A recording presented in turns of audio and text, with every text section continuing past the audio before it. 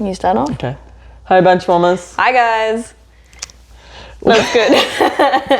Today we're going to talk about more along the mental health like we did last episode, but more about, injury and return to sport or maybe even lack of return to sport and how that impacts people. Put a little bit of a disclaimer on this one. Because who knows what we're going to talk about with this one. So if you feel like you might be triggered by anything that we say, obviously we just want to let you know that we might go into some heavy topics. Just prepare, I guess. Just prepare yourself, So, I guess kicking off, we can talk about like what we might look out for as a physio. Yep. Like when we have someone who is coming into our clinic. Is there anything in particular you look out for? Well, it's just more like a vibe, I guess sometimes, but it's also just like the way that they speak about playing and how they're feeling. Just like feelings of doubt, I guess. Burnout, I guess, as well. Fatigue, all those kinds of things, like having like, I guess, a negative association with sport, or I feel like those are kind of things you're looking out for or might just pick up from someone. Isolation could also be like, you're still injured, but like they're kind of isolated themselves from the team. Things like that. Things to just look out for, I guess. Just pulling away.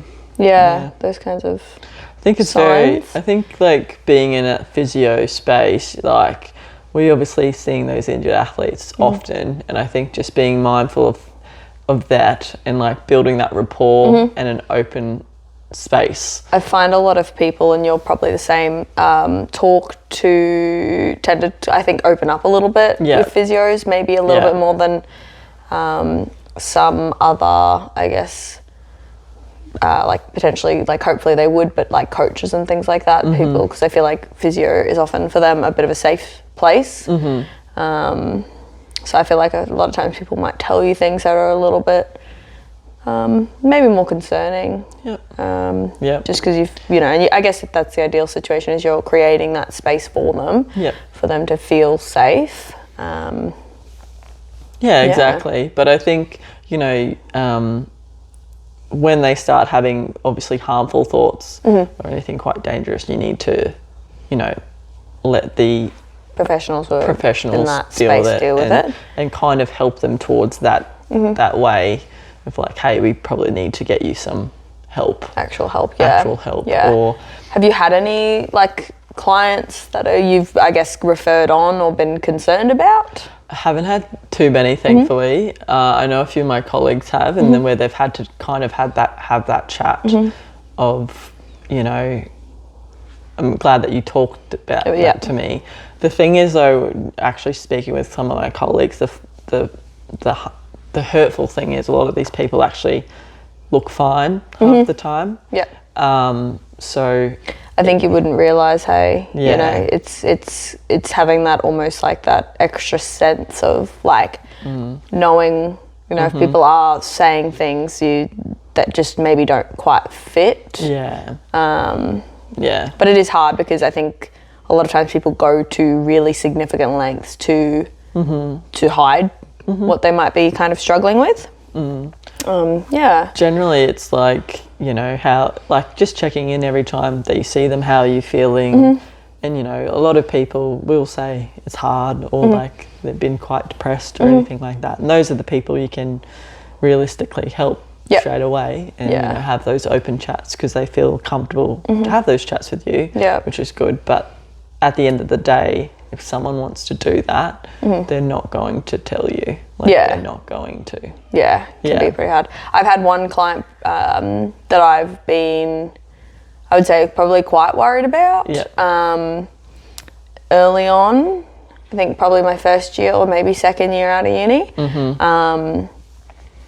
And I ended up kind of referring him on, liaise with his doctor a bit, trying to make sure that he actually got a bit of help. Because obviously, like as a physio, there's not that much realistically that you can kind of do, except for just be a decent person and try and listen to them and you know, guide them as best you can.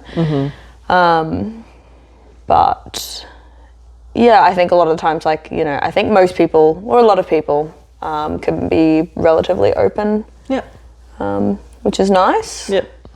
Have you, I guess, kind of dealt with your own mental health issues? We're kind of diving in deep here, I guess, but might as well have a chat about it. Well, like, through college, I definitely, you know, went through a bit of that, just with performance anxiety and whatnot. But you're also living away from home, which would have been hard. Home. There was a lot of times where I was like crying and things like that, got very emotional and didn't think I could do it. Never to the point of that extent of, you know, having those kind of thoughts, I guess. But I do actually know some teammates that did have those. Actually, my roommate in college did try. And so that was very hard for me. That would have been really challenging, really very hard. Difficult being so young and then having her go through that. And just like not really knowing how to deal with it. And I think it's something that's very common, unfortunately. And even in that very high elite kind of performance side. And I think that's another reason why mental health is being so much pushed these days. Because you've got the mental health side of things from like the performance side of things. You've also got like the injury side of things where, like, you know, career-ending injuries. Or even if it's not career-ending, like, you know, you kind of lose a part of your identity for at least a part of the time. And I think, I think a lot of the time, like growing up, you go, I'm going to play sport. This is what I'm going to do. I love playing volleyball. I'm going to be a volleyball player. And then, like you said, that's your whole identity. And I almost think it's hard to say that you need a backup plan, but you almost need to think what would you be if you weren't a volleyball player. Because like for me, it's like I played volleyball, but that's not who you are. That's not who I am. That's not everything that I am. It's a big part of my life, but there's other areas that I like. Now I do coaching and things like that, and now I'm a physio and I can do volleyball through physio and stuff. So I think you almost need to have like prepare yourself for like the maybe it wouldn't happen kind of. Prepare for those kind of things, or just not have the sport be a whole everything. See, I feel like I have relatively good awareness in that, and I feel like I have for quite some time in terms of not having volleyball be like my whole identity. Definitely a big part of everything. But what I found, particularly over the last few years, was I had volleyball and sport, not just volleyball, like gym and running, as part of how I would cope with things and how I would de-stress and kind of get out of my head a little bit. And then when I had, when I had my ankle surgery, or even before that, when I had my injury, and it was like all of a sudden I couldn't play volleyball, I couldn't go to the gym and do anything that I felt was kind of worth going. You know, I was pretty consistent with doing training upper body for, months, but I couldn't run either. It was like all of a sudden I didn't have a coping strategy, and at the time I had quite significant things going on outside of sport, which then kind of, I feel like taking that coping strategy away, I really went downhill in terms of my mental health. And then it was really hard almost finding new things. I found that I really didn't, I had lots of different things that I love to do, but having different things that that didn't revolve around sport or exercise was suddenly really hard to find, particularly because I was 27, 28, 26, 27. So, because exercise in itself produces those happy endorphins, and things. So it's just like finding an alternative. Yeah, exactly. Yeah. And that's kind of the thing, was it was like all of a sudden I was, you know, like ADHD brain, you kind of like go, like just pure, like always doing something. And then it was like all of a sudden I had all of those things that it was like, okay, well, if I feel overwhelmed, I go for a run. I can listen to my music and go for a run. If I feel overwhelmed, I can go play volleyball, or I can go to have a hit, or like I can go to the gym, and then I'll feel better after I've done it. And like I can channel my frustration or whatever kind of into those things. And then it was like all of a sudden it was like, nope, I can't do any of that. Or at least can't, you know, I tried for the first probably 2 or 3 weeks after, and then I was getting like significantly worse pain. And then it was like very, very confronting, honestly, to be like, oh, what do I do? I'm suddenly now surrounded by all of the things in my life that I have been trying to avoid. I can't, and you kind of just like hit. So I think that caused a big struggle for me. So yeah. And how did you like? Because did you go back to sport after that? Eventually, yeah. How long did it take you to get back? So all total after my injury, there was probably, I think it was like 5.5, 6 months that I was out for. So it was quite a delay. So, but I probably started to get better. Honestly, I started to get better. I was kind of forced to, because there was kind of like no alternative. It was like, shout out to Emma. We'd like feel like we do lots of shout outs. But she basically made you do it. She saved me. I'm 100% like, real deep in the topics now. Did she have to give you like a bit of tough love, or did she? No, I think she did when I needed it. She was just, she gave me everything that I needed when I needed it, even if I didn't think I needed it. She was kind of, you know, she gave me tough love when I needed it. She was there when I needed her. She supported me like whenever I needed her in whatever way. And just was, I think, a person who existed kind of for me when I couldn't. And I think this, like, the hard thing, or the scary thing for me was, you know, I've had like family with mental health issues and that. I had never been able to kind of comprehend what they'd been through. I think you can kind of understand to some degree, but I don't think you can really fully understand. And you know, with my own family, I kind of was like, I knew they weren't right, but I didn't think that they were where they were.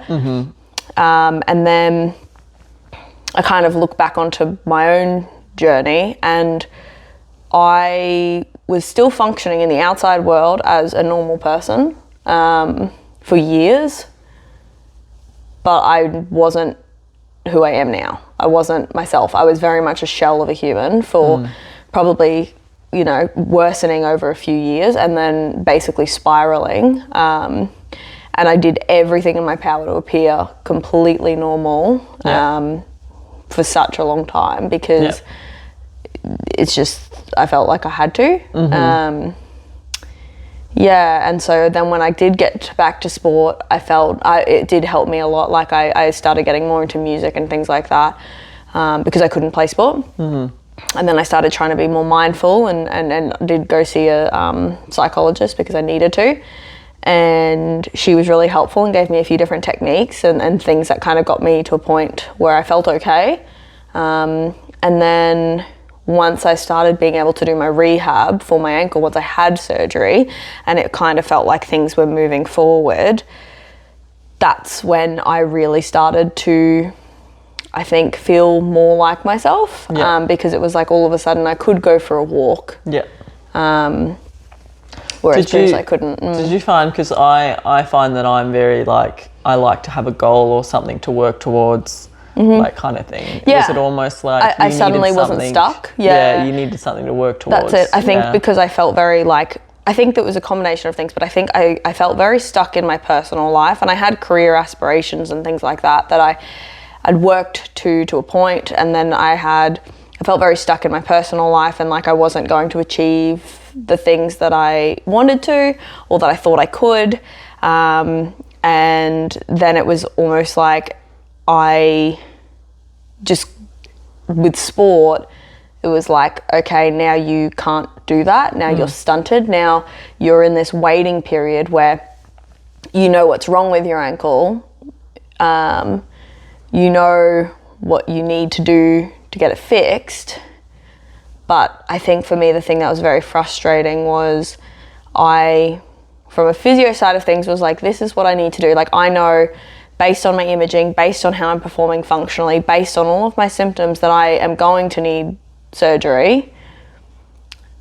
You know, I went to 3 different physios, who one of them was like, yep, I agree with you. He was fantastic. Like, I agree with you. My opinion is this.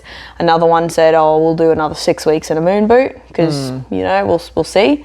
And for me, I was like, I've already been I've already been struggling to sleep for at this point, 8 weeks. I've already been, like, my life is falling apart, and it's 8 weeks in, and I'm holding my shit together. Yeah.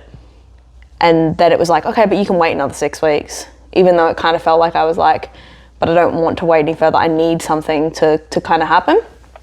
So I felt like I was almost in this loop of like getting told the same thing and just waiting. Yeah. And like not making any progress, and then being told you still have to wait. Yeah. So I found once I had my surgery, it was like progress. Yeah. I've done something, I'm better. Yeah. Even though I can't play sport, I'm still a bit better. I'm still further along than I was.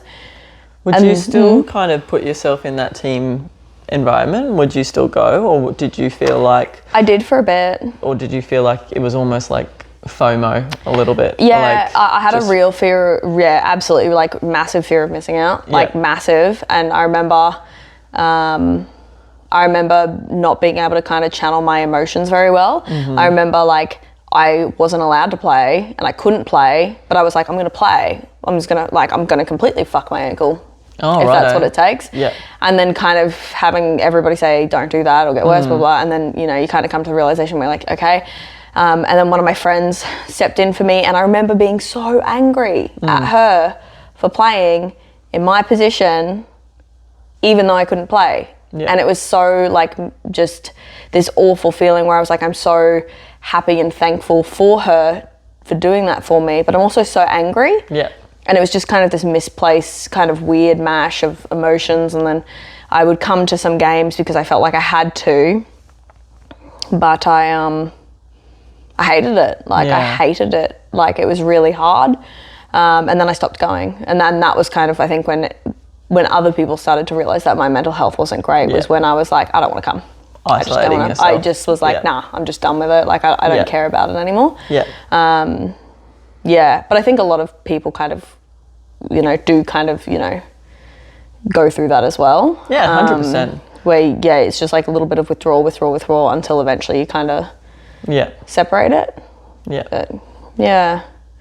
What about you with your own kind injuries and things? To be fair, the only significant injury I had was my dislocated ankle. And I was just in a moon boot for pretty much 6 months. And I think in that time, I kind of decided that I wanted to do physiotherapy. So I think that was kind of your idea. Escape, essentially. But honestly, it was so long ago that I can't even recall. At the moment now, I think I'm struggling with transitioning out of retirement and finishing volleyball or high elite volleyball. And also just the fact that I'm not in the peak physical fitness or form that I was. Yeah. Like I'm probably more struggling with that. Yeah. And when I was really struggling last year, whether or not to say keep going or stop. So I think I really struggled with that last year, and I kind of needed to listen to my body because I was like, I've seen people who do it for too long, too much, and they just break their bodies. Yeah. And then they can't do anything physically active. Yeah. So in my head, once I had done pro and once I had done nationals or national team, I felt like I had ticked off a lot of my career goals or volleyball goals. Yeah. And then also with the national team, when I played New Zealand, I just saw the amount of talent that was coming through, and I just thought, I'm no longer like needed, and I just felt like it was a good time to like step away. Yeah. But it was a struggle because it's like your whole Everything kind of you've world. worked towards as Yeah, well. work towards. And I think, you know, when I was telling you about goal or like working towards something, like I was like, what now? You know what I mean? Yeah. Like, what do I do now? And then almost like I'm so used to traveling, I'm so used to being here and there. Yeah. Me settling. Yeah. I was just like felt really like not I don't think it's imposter syndrome, but almost like you feel like you're not achieving, you're not doing anything. Yeah. Like I feel like I should be doing something. Yeah. Like I feel I don't know the right word. It's not lazy or anything like that. You just feel like You could be doing so much more. yeah, I could be doing more. Yeah. And so almost like a failure, I guess, in that way. Yeah. But like, so I think I struggle with that, and only in a way that because like I think a lot of my people I have around me have this idea of me being a very top performing person, I guess, with volleyball. And then it's like, you're no longer that. Yep. Refiguring who you are, like your new identity. Yeah. So, yeah, I think that was a struggle with just like, what are people gonna think? Yep. So I think that's more recently what I'm struggling with, whereas you was more injury, mine's more like career ending kind of thing. Which I'm not saying I'm not playing anymore. It's just it's in a different way, kind of. It's a different way. Yep. And it's like, to be fair, it's just not to that level of, you know, like that's an achievement for me. You know what I mean? Did you I guess did you maybe like did you ever think that you would stop playing that level? Like, I don't know. Did you think you would get there? Did you think you would stop? To be fair, like after uni and stuff, I only started getting back into, because I had that injury and I had a setback when I trialled for Oz where I'd only just come back from injury and I wasn't good enough to play for Oz. And so that was a hard time and I cried at the end of that camp because I felt like I didn't show everything that I could, and it was like my opportunity and it got like, that was my one opportunity and I got cut, and I was just like, I struggled with that a bit. But then I think just because I had physio and things to look forward to, like other things, but then like I got the second opportunity and I got the opportunity to go pro as well, and I was like, wow, maybe I could do this, like make this a thing. Maybe I could. And like my second season of pro, you know, I sold my car thinking, you know, maybe I could make this a thing, and I started doing social media marketing, and I was like, maybe I could make like a online job and keep doing pro and keep playing. But then my second season I kind of was overloaded, and just because Katie, who's one of our very good volleyball, but she also plays AFL now, she had injured herself in the previous season, and so she wasn't coming back. And then I was probably one of the key performers on the team, or like hitting point scorer person, and so I was doing a lot more load, and then my body like just felt started it. to struggle. My body felt it.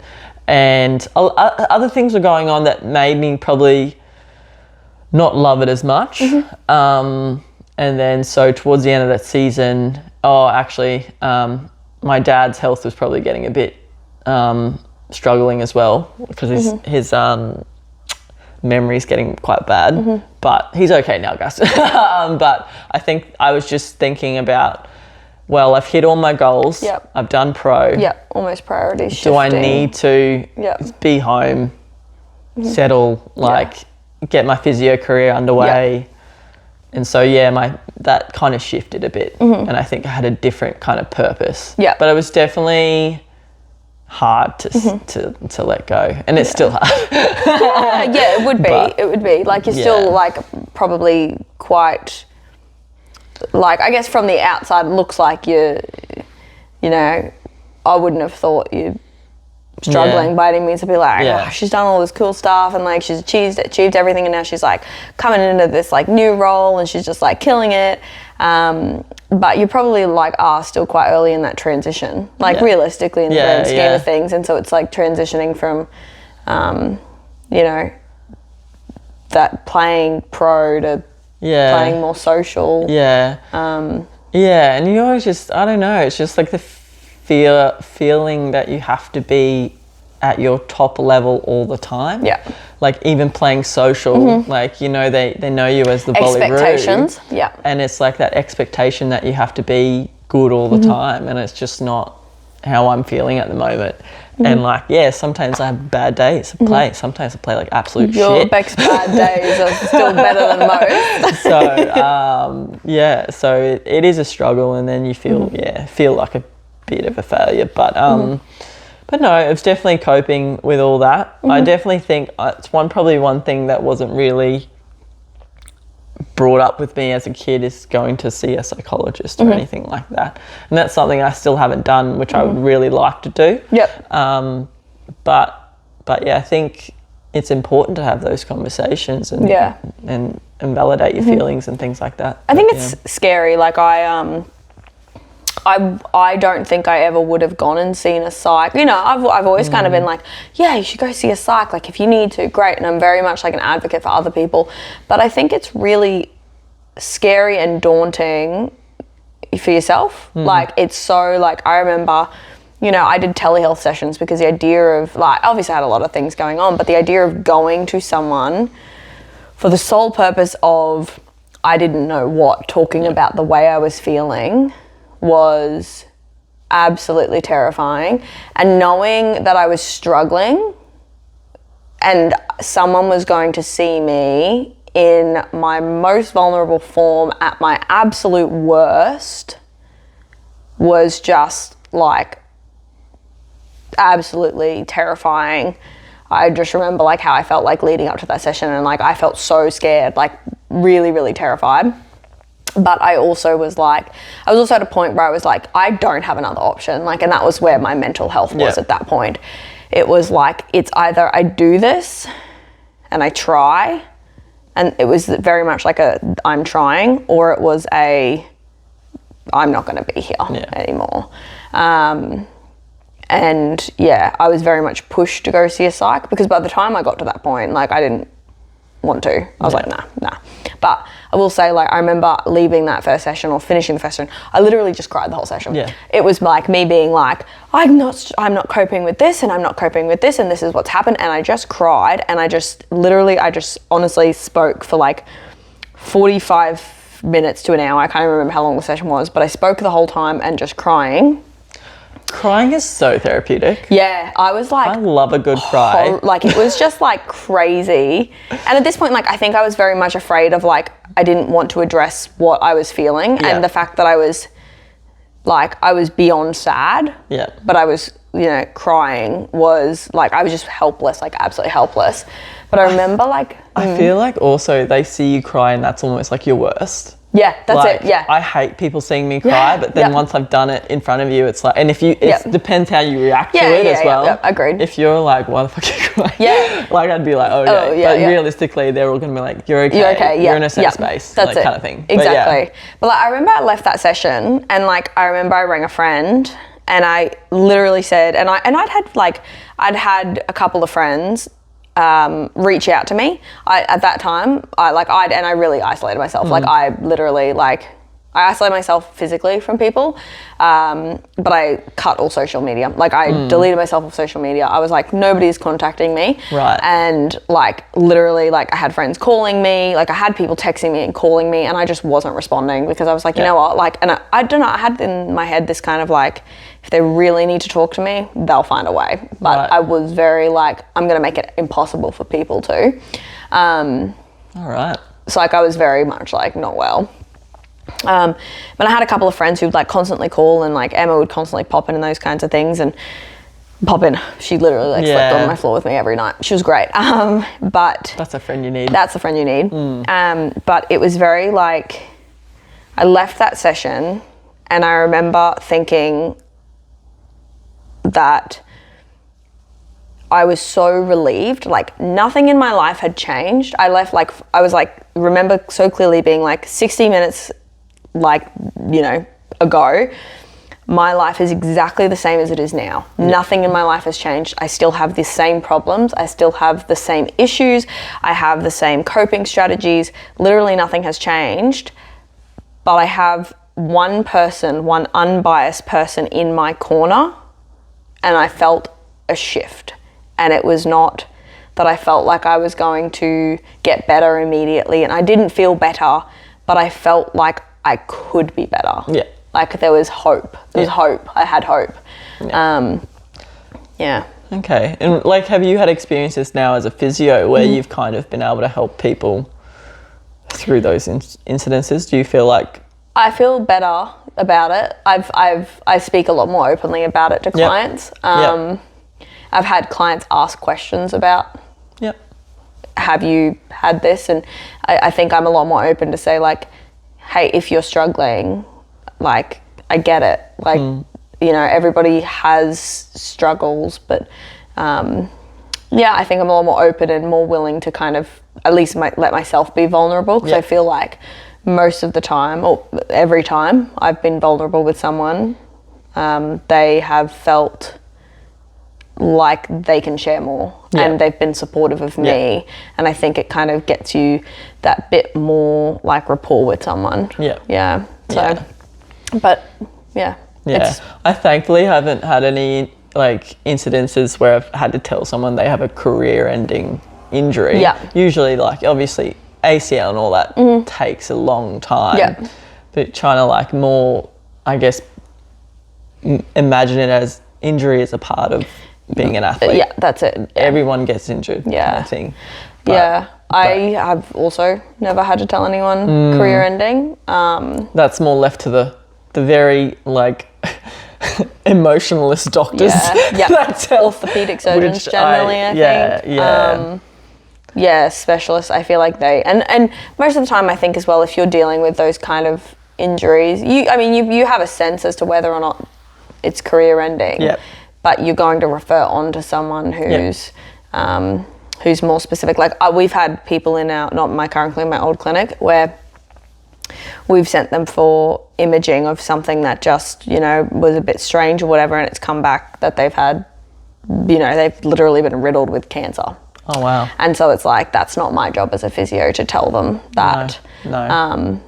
You refer on and you say, like, you kind of pass the ball on to, you know, whoever needs to. So, I guess it's kind of like, at least physios, a lot of the times it's you have that kind of support system.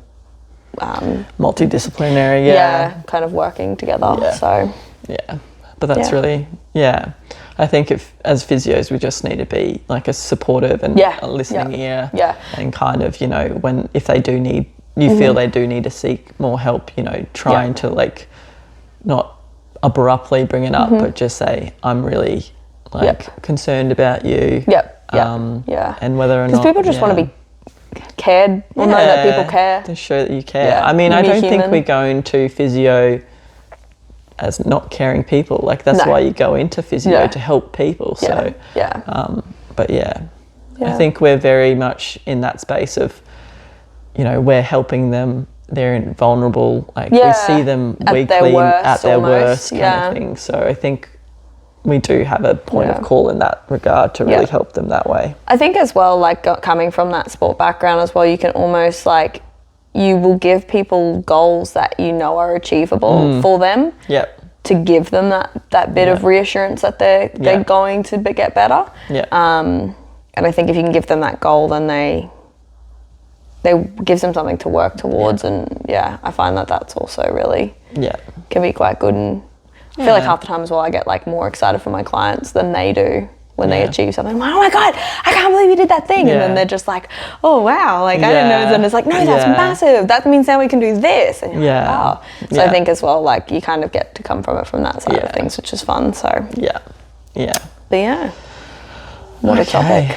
That's pretty good. That's a pretty deep conversations. I mean, I would love to, if people are open to hear, you know, their own struggles. Yeah. I don't know, Yeah. like how they maybe cope with it Yeah. or whatnot, Yeah. and their own stories. Yeah. Start the conversation. Start the conversation for sure. Yeah, reach I mean, out. to be fair, I wanted to talk more, but I think we need to. I think we need to wrap up. We're looking at it. We're like we're stuck to 30 minutes. We've got to be good. We're going to be good. All right, guys. We'll talk more in the next episode anyway. But see you next time. See you.